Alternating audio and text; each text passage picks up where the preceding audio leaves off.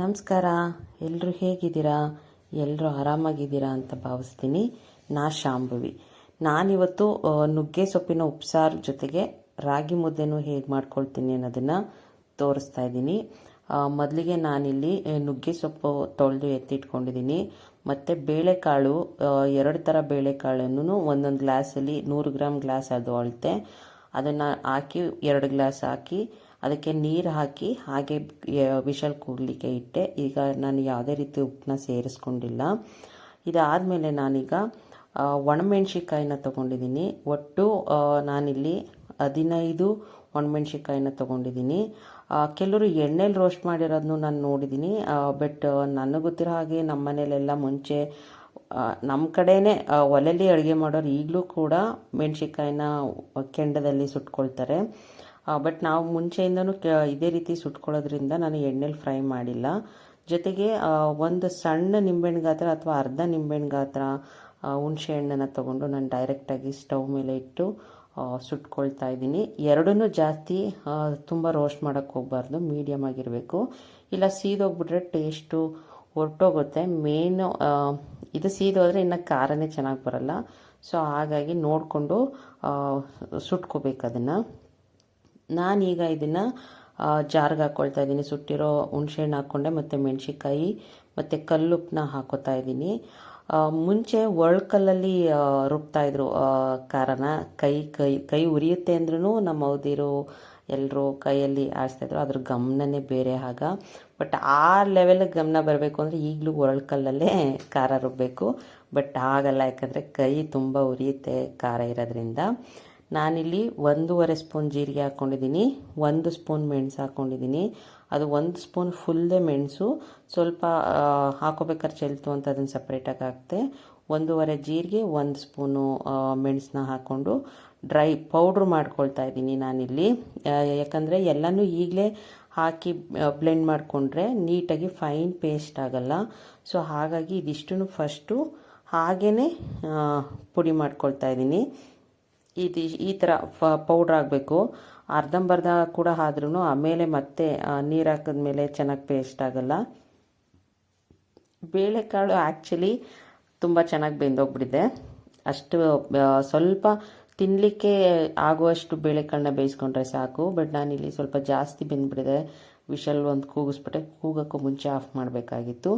ಈಗ ಇದು ಎಷ್ಟು ಬೇಕು ನೀರು ಅದರ ಬೇಯಿಸಿರೋದ್ರಲ್ಲಿ ನೋಡಿ ಹಾಕ್ಕೊಳ್ತಾ ಇದ್ದೀನಿ. ಜೊತೆಗೆ ಈಗ ಜಾರ್ಗೆ ನಾನು ಒಟ್ಟು ನಾಟಿ ಬೆಳ್ಳುಳ್ಳಿ ಬರುತ್ತಲ್ಲ, ಅದರಲ್ಲಿ 4 ಗೆಡ್ಡೆ ಅಂದರೆ ಸಣ್ಣ ಸಣ್ಣದ್ದು. ಪಾರಮ್ದಾದರೆ ಒಂದೇ ಬೆಳ್ಳುಳ್ಳಿ ಸಾಕಾಗುತ್ತೆ. ಅದಷ್ಟನ್ನು ಬಿಡಿಸಿ ತೊಳೆದು ಹಾಕೋತಾ ಇದ್ದೀನಿ. ಮತ್ತು ಕೊತ್ತಂಬರಿ ಸೊಪ್ಪನ್ನ ಹಾಕ್ಕೊಳ್ತಾ ಇದ್ದೀನಿ. ಈಗ ಇದು ರುಬ್ಲಿಕ್ಕೆ ನೀರನ್ನ ಆ್ಯಡ್ ಮಾಡಬಾರ್ದು. ಈಗೇನು ಕಾಳನ್ನ ಬೇಯಿಸಿ ಇಟ್ಕೊಂಡಿದ್ದೀವಿ ಅದರದ್ದು ಕಾಳು ಮತ್ತು ಅದರದ್ದು ನೀರಲ್ಲಿ ಬೇಯಿಸ್ಕೋಬೇಕು. ಕಾಳು ಸಿಕ್ಕಿದ್ದಿದ್ರೆ 1 ಸ್ಪೂನ್ ಕಾಳು ಹಾಕ್ಕೊಳ್ತಾ ಇದ್ದೆ. ಮತ್ತು ಏನು ರಸ ಇದೆ ಅದು ಬೆಂದಿರೋದು ಅದನ್ನು ಹಾಕ್ಕೊಂಡು ರುಬ್ಕೋಬೇಕು. ರುಬ್ಬಕ್ಕೆ ಹೋದಾಗ ನೀರು ಆರಿಬಿಡುತ್ತೆ ಅನ್ನೋ ಕಾರಣಕ್ಕೆ ನಾನು ಅಲ್ಲೇ ಮಿಕ್ಸ್ ಮಾಡ್ಕೊಳ್ತಾ ಇದ್ದೀನಿ. ಎಷ್ಟು ಬೇಕಾಗ್ಬೋದು ಕನ್ಸಿಸ್ಟೆನ್ಸಿ ನೋಡಿಕೊಂಡು ರುಬ್ಕೊಳ್ಳೋಕ್ಕೆ. ಮತ್ತು ಇನ್ನೊಂದು ಸ್ವಲ್ಪ ಬೇಕಾಯಿತು. ಸೊ ಅದಕ್ಕೆ ನಾನು ಮತ್ತೆ ಇನ್ನೊಂಚೂರು ಕಾಳು ಬೆಂದಿರೋ ರಸನ ಹಾಕ್ಕೊಂಡು ನಾನು ಪೇಸ್ಟ್ನ ರೆಡಿ ಮಾಡಿಕೊಂಡೆ. ಎಷ್ಟು ಗಮ್ಮನ್ನುತ್ತೆ ಗೊತ್ತಾ ಚೆನ್ನಾಗಿ. ಬಟ್ ಒರಳ್ಕಲ್ಲಲ್ಲಿ ಏನು ರುಬ್ತಿದ್ದಾಗ ಒಂದು ಫ್ಲೇವರ್ ನನಗೆ ಗೊತ್ತಿರೋಂಗೆ ಒರಳ್ಕಲ್ಲಲ್ಲಿ ರುಬ್ಬಿಟ್ಟು ಅದ್ರಲ್ಲಿ ಖಾರದ ನೀರೆಲ್ಲ ಎತ್ಕೊಳ್ತಾಯಿದ್ರು. ಬಿಸಿ ಬಿಸಿ ಖಾರಕ್ಕೆ ಬಿಸಿ ಅನ್ನನ ಮುದ್ದೆ ಮಾಡಿ ಕೊಟ್ಟರೆ ತುಂಬ ಚೆನ್ನಾಗಿರ್ತಿತ್ತು. ನಾನು ಚಿಕ್ಕವಳಿದ್ದಾಗ ತಿಂದಿದ್ದೀನಿ. ಇನ್ನು ರುಬ್ಬಿಟ್ಕೊಂಡಿರೋ ಉಪ್ಸಾರು ಖಾರನ ಒಂದು ಬಾಕ್ಸ್ಗೆ ಸ್ಟೋರ್ ಮಾಡಿ ಎತ್ತಿಟ್ಕೊತಾ ಇದ್ದೀನಿ. ನಾನು ಈಗ ಆಲ್ರೆಡಿ ಶಾರ್ಟ್ ವಿಡಿಯೋದಲ್ಲಿ ಹೇಳಿದ್ದೆ, ಉಪ್ಸಾರು ಖಾರ ಇದೇ ರೀತಿ ಫ್ರೆಶ್ ಆಗಿರಬೇಕು ಅಂದರೆ ಫ್ರಿಜ್ಜಲ್ಲಿ ಎತ್ತಿಡಬೇಕು.